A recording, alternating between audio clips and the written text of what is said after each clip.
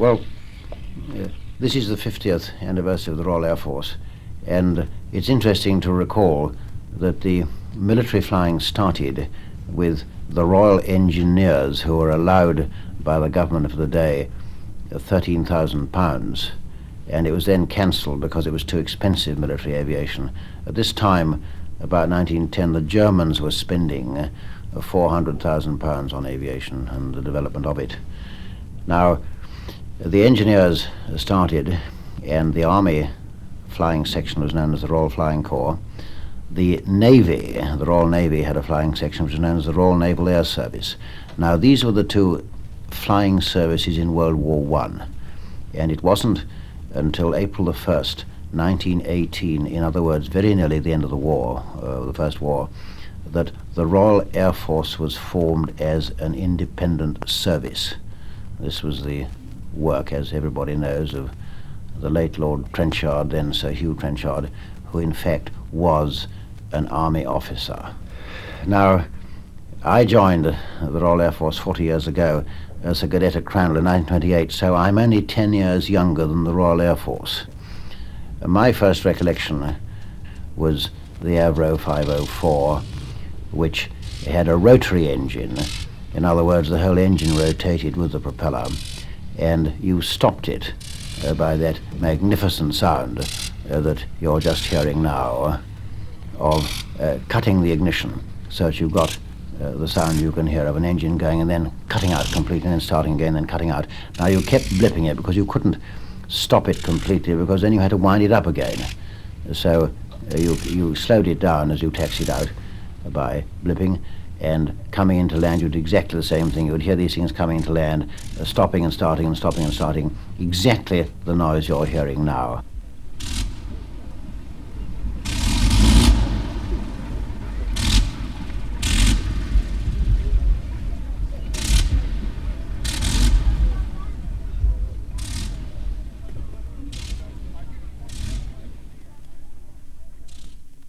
Now, subsequently to that, they put the Armstrong-Siddeley Lynx engine into the Avro 504, and this, for years and years and years, remained the initial trainer of the Royal Air Force and one or two other air forces with which the British Empire then was associated. Now, that was an engine which simply went on going, and you merely slowed down in the ordinary way as you do with a motor car. You slowed it down by pulling back the throttle, and we stopped the blipping once and for all as a noise in the air.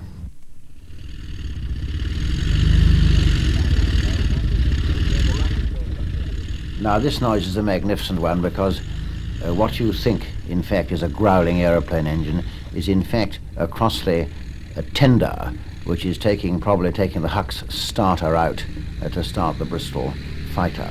Now, the Huck's starter was the most remarkable contraption which only the old like me can remember, and that was an ordinary Model T Ford with a great pole that stuck up vertically on it, and at the top there was a horizontal extension. Now, this was chain driven, and the horizontal extension had a bayonet fixing, which you drove the car, the Ford T model, up against the nose of the aeroplane, and this great bar went in to the female side of the bayonet fixing, which was stuck on the front of the propeller spinner. Now, you got them together, and then you wound it up. You put your foot on the throttle of the T model engine and engaged the clutch, which drove the starter, and the thing simply wound the propeller around. And when it fired, the Huck starter was automatically thrown out from the propeller spinner. And this was the way, in the early days, all engines, or not the so early days, but the Royal Air Force early days, that all the engines were started, and it saved problems with electrical batteries and that sort of thing. And now you can hear this Bristol Fighter starting. This was one of the early V12 Rolls-Royce engines, and it produced one of the finest late World War I aeroplanes, the Bristol Fighter. The Bristol Fighter, incidentally, was a two-seater, and it was the idea that you had a chap sitting in the back who fired his Lewis gun over the back, and the pilot in front also fired a gun forward. So, in theory, it was a pretty unattractive proposition for an ordinary single-seater fighter to attack. In actual fact, of course, the single-seater fighter with forward-firing gun and greater maneuverability and speed was usually the better in combat.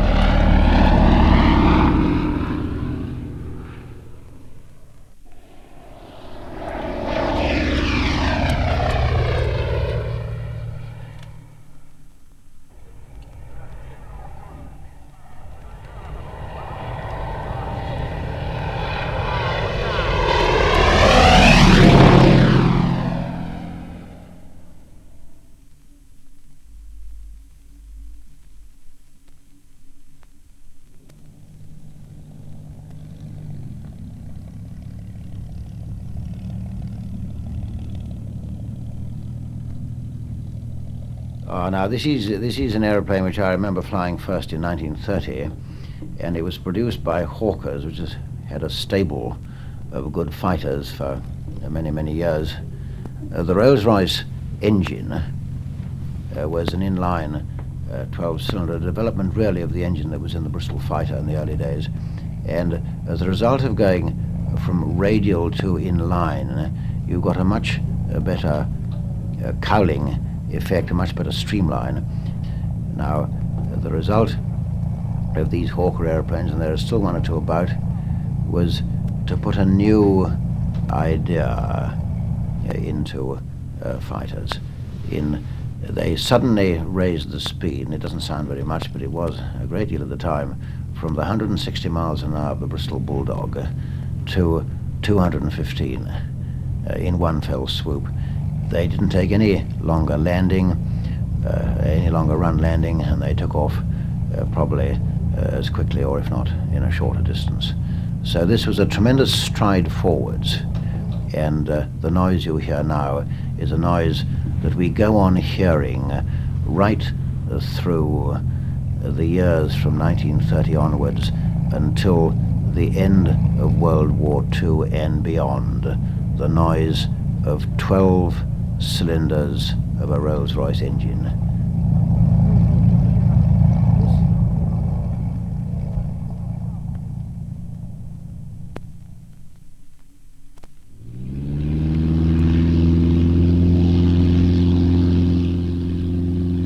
Well, this rather odd noise, anyhow to me, a rather small engine, is the Tiger Moth. Now, it's an extraordinary thing when a chap like me is claimed to have been in the Royal Air Force or have joined the Royal Air Force 40 years ago, never to have flown a Tiger Moth. The funny thing was that it was the in-between period, as far as I was concerned, when I was out of the Air Force from 1933 to 1939, that the Tiger Moth was at its most popular. Now, I have flown in one, but only as a passenger, indeed, perhaps the sole volunteer at the time to go up as a passenger with my niece, who had just taken her private pilot's license in Norfolk. And I believe I'm right in saying that most of the instructors of 20 or more years standing will tell you that it was the finest instructional airplane that was ever built.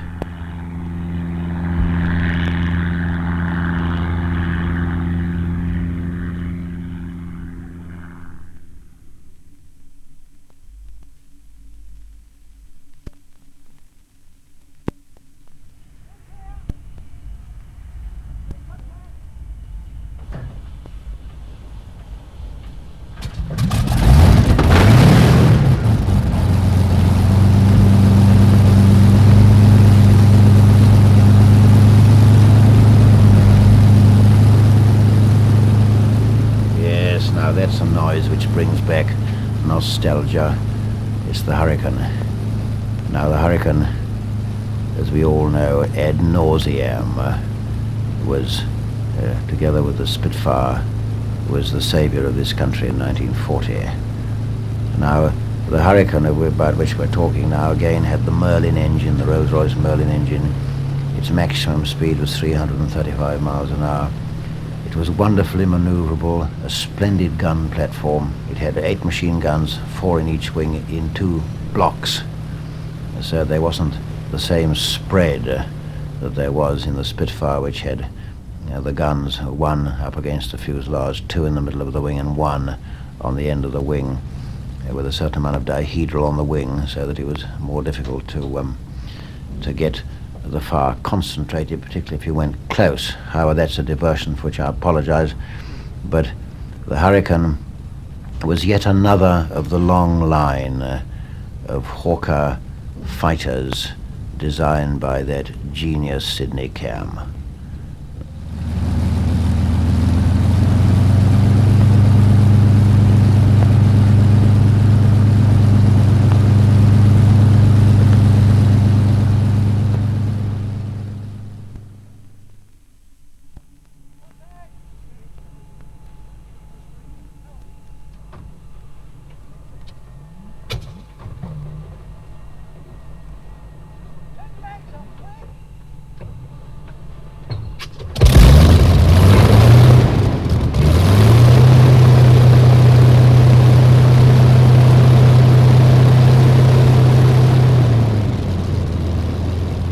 You've got another noise which is so nearly the same. In fact, I defy anybody to tell the difference as the Hurricane that you can't distinguish. It is not surprising because both aeroplanes had the same Rolls-Royce Merlin engine, and as I say, you can't distinguish the difference in sound.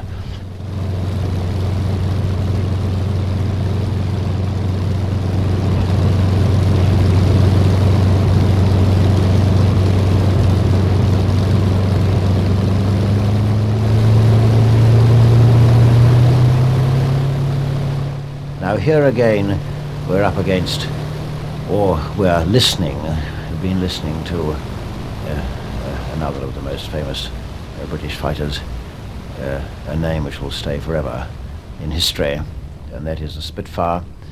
Now if we go back, the Spitfire was born from the supermarine racers of the late 1920s and the Schneider Trophy race. Now, this race was started after World War I, and because of the speeds and the requirement to take off and everything else more length than usual, it became a race for seaplanes. Now, the British Royal Air Force won it 3 times in the second year they had it, and the trophy to this day, this lovely, lovely Schneider Trophy, sits in the Royal Air Force Club in Piccadilly. The Supermarine S6B, which did the final winning and got the speed record of, I think it was about 407, by the late squadron leader Orlibar, who commanded the Schneider Trophy team at that time, was the beginning of the Spitfire. This was very much the same. It had a Rolls-Royce V12 engine, liquid-cooled, and from the racing of the Schneider Trophy, the Spitfire was born. That great designer R.J. Mitchell, who died of some incurable disease at the early age of, I think, around 43 or 4, was the man who gave us this aeroplane.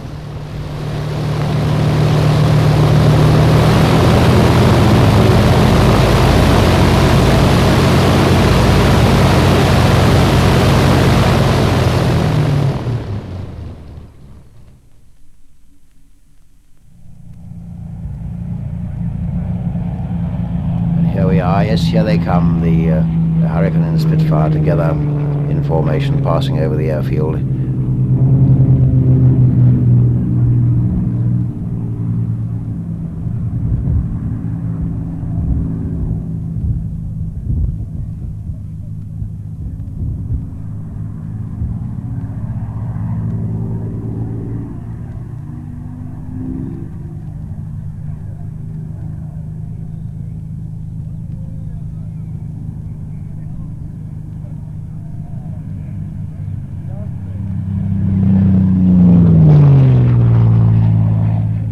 And this splendid noise, which many of us heard during the war, is the Spitfire beating the aerodrome up.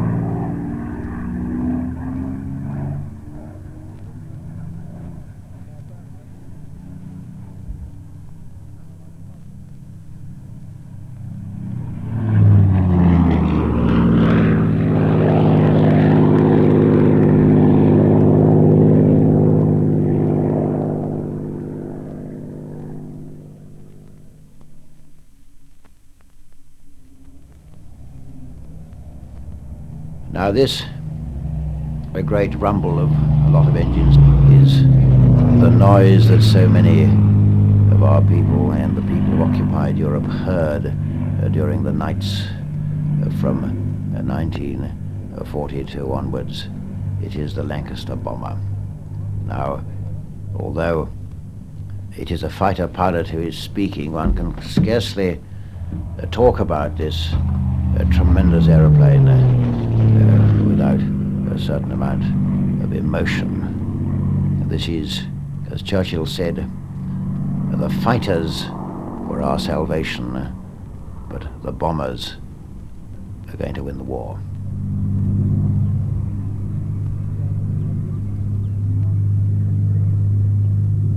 And now, if you listen, here's the noise, this almost distant sort of thunderous rumble of formations of these heavy bombers, which everyone will remember in southern and southeastern England, in Lincolnshire and in the Fen area, and of course in occupied Europe.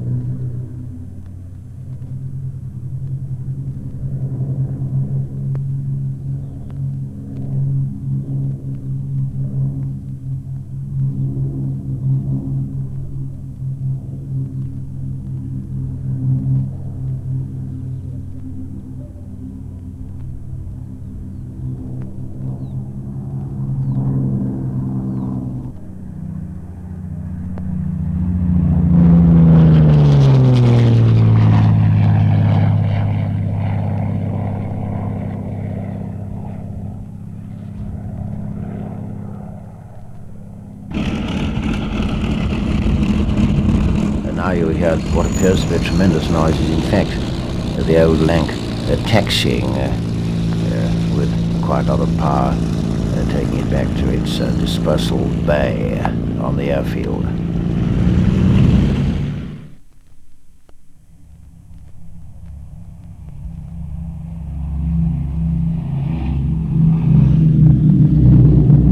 This is one of the most famous aeroplanes of World War II, the de Havilland Mosquito.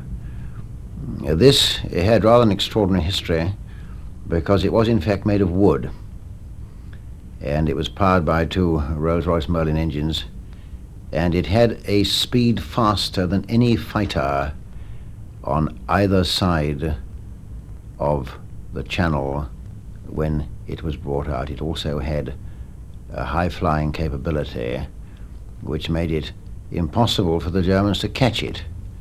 Now, this may sound a lot of nonsense, but I can only assure you that if you read one of the better informed war books by the top German fighter pilot Alf Gallant, he said that when the Mosquito first arrived, they couldn't catch it, and they couldn't get up high enough in order to increase their speed in a dive to get anywhere near it.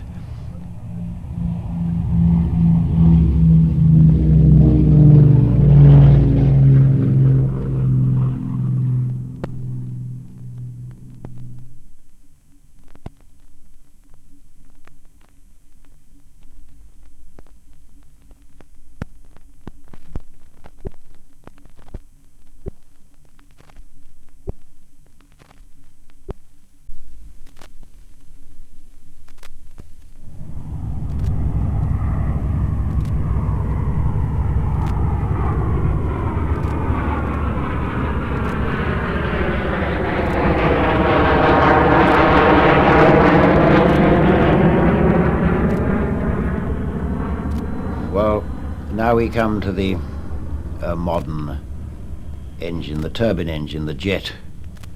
And what you have just heard is a Meteor.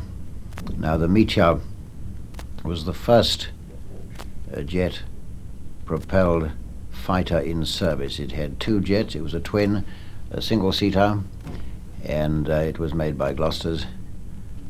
And right towards the end of the war, they used them a little bit over the other side, and over this side I think I'm right in saying they used to tip up those pilotless German doodlebugs. The Meteor was the first jet I flew personally in 1945, and I remember getting into it on the runway at Tangmere and thinking, well, God heavens above, this thing's going to go like a rocket, you know. And you wound it up on the brakes and to full throttle, and then you let the brakes go, and pressing oneself back against the back of the cockpit, you thought, my goodness, it's going to come in a minute, and it trundled off down the runway like an old lorry, and it never moved at all until you actually got it into the air, and then you got a bit of acceleration. But it's the most extraordinary feeling that I recollect, or one of the most extraordinary. However, this was the first, and as I say, the Germans had the Messerschmitt 262 on their side, but they didn't really tangle with each other, I don't think, and so one never really knew what had happened. I suppose the Meteor had a maximum speed of about 550, 560, that sort of thing, which was a pretty large advance on the piston engine stuff. Of course, the jet now, I mean the jet engine, and I'm not being old-fashioned, but they all make such a ghastly noise that you can't possibly tell what is taking off or what the noise is or anything else. It just concusses one's eardrums. And anybody who's been at Farnborough when they fire off down the runway and then put in some reheat, it really makes one duck one's head sort of under the seats to try and avoid the terrible strain on one's ears. Now we hear the real noise that one can understand, which is the V bomber, the Vulcan and the Victor.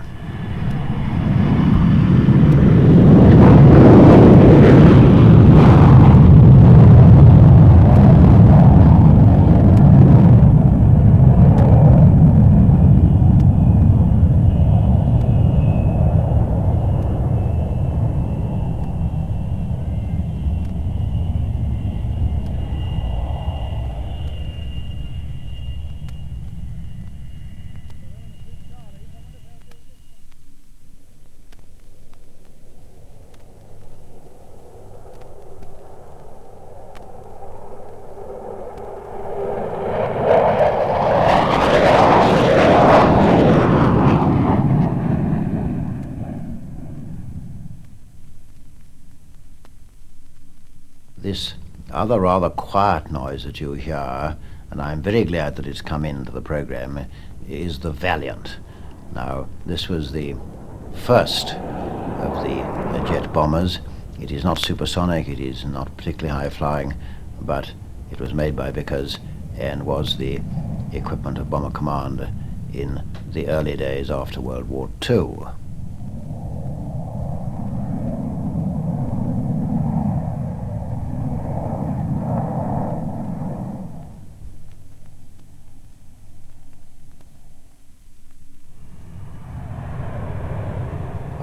Now you've got the real thing.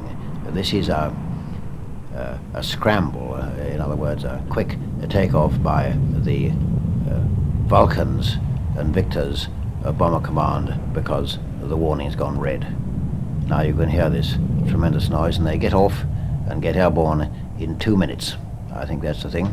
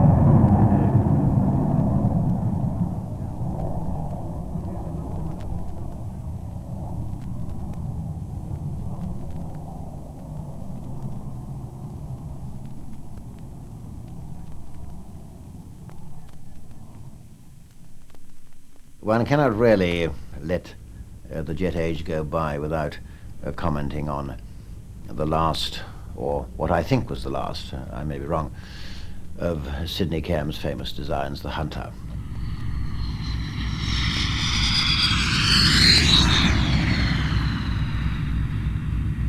Now, the Hunter has been the standard equipment of a fighter command of the Royal Air Force for a number of years and is being phased out as the replacement Lightnings are coming into service. The Hunter is a most lovely aeroplane to fly. It really invented the new type of formation aerobatics, and I've never forgotten the very first time that it did it. I've forgotten what the squadron was, but there were 22 aeroplanes in a large V formation at Farnborough, and they dived down, and the whole 22 looped in perfect formation, and as they came out at the bottom of the loop, a number peeled off, and then they did another maneuver and gradually peeling off until they got down to about 12 of them, which started doing more sophisticated aerobatics like barrel rolls and things. And I was standing with an American officer from the US Air Force, and I said, when this astonishing thing occurred of 22 aeroplanes in tight formation doing a loop, I said, well, what do you think of that? And this chap looked at me, he said, well, my, he said, ain't that something?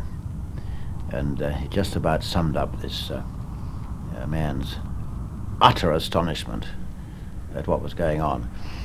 Well, the Hunter has performed, and people have seen it. In fact, if I dare say so, I think it performed recently through Tower Bridge. I don't know whether it was a Hunter or something else, but I think it was. But this great fighter, like them all, age catches up with them and the new one comes out. And now we have the Lightning. Now this absolutely thunderous and ghastly and hair-raising noise that you're hearing now is in fact a Lightning.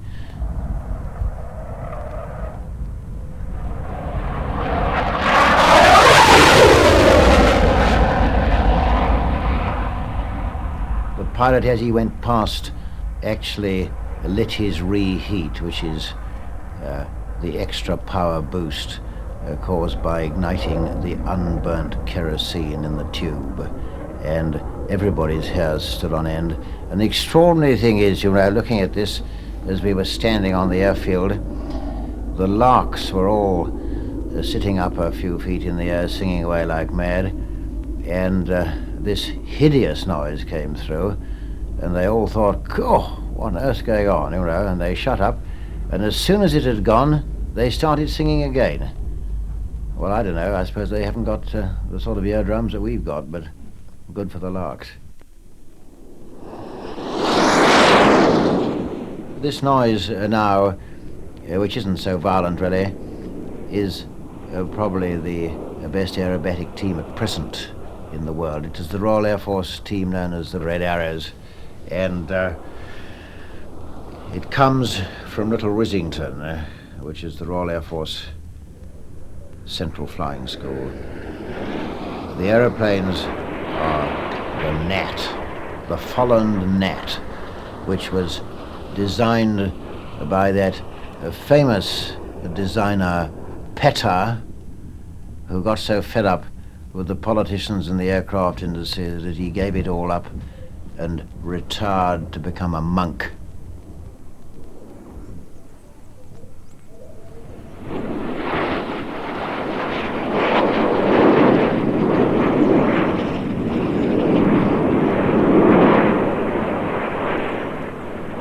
Petter believed, like many of us do, that a single-seater fighter is required solely for its destructive power in the shape of guns and or missiles, and that the cockpit should be cleared of all the conglomeration of radar and heaven knows what, and that the airplane should be a reasonable weight.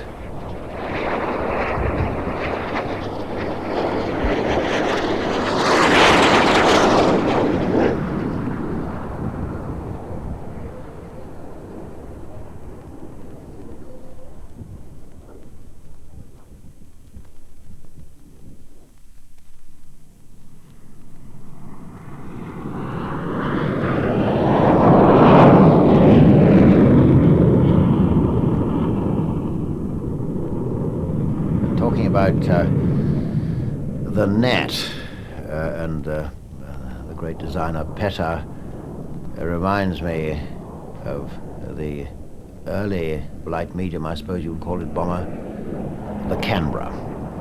This was the most beautifully designed aeroplane. It flew well.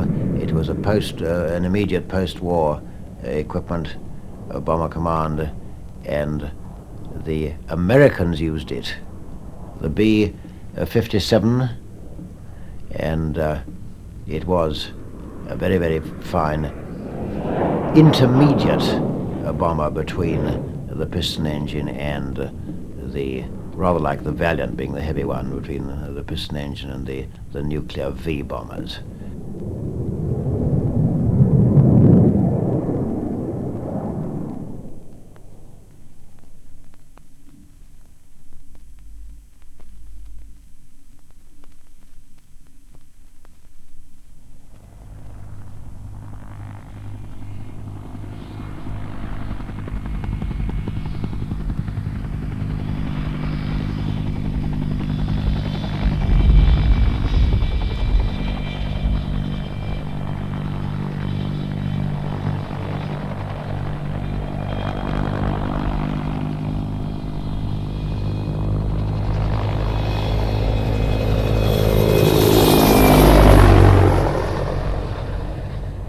Well, you can hear from this odd sort of swishing, flapping noise what this thing is. It is in fact a helicopter. This particular one is a Wessex made by Westlands and is powered by two turbines. If it were powered by piston engines, you'd hear a great deal more noise than we've recorded.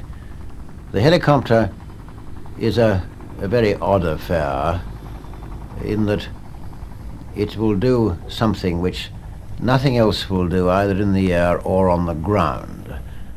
There's a lot of people alive today who can thank a helicopter for pulling them out of a rough sea or saving them from something where nothing else could in fact get at them.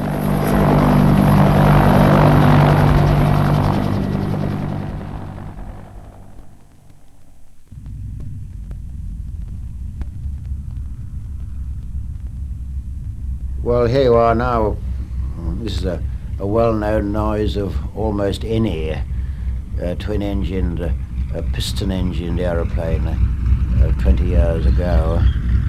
This happens to be a Varsity, or which the civilian flyers will know better as a Viking. Varsity was the Air Force name for it. And of course that ghastly squealing, I mean really I think they ought to do something better than that. It is the chap putting on the brakes. It sounds, as somebody said the other day, just like a tube train coming into the station. But nevertheless, It was a good aeroplane in its time, and many people have flown on package holidays and so on in the Viking. So don't let us be too casual about it.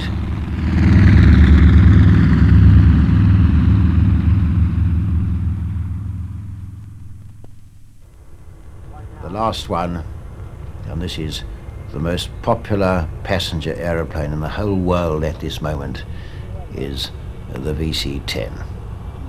This is a British aeroplane, and need I say it, with Rolls-Royce turbine engines.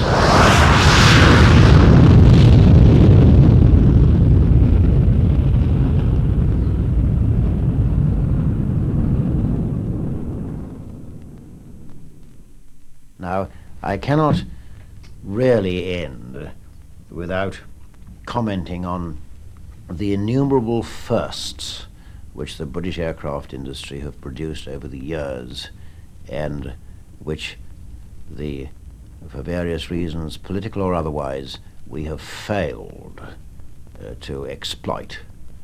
The original jetliner, the Comet, was a British invention. The jet engine, indeed, was invented by Frank Whittle.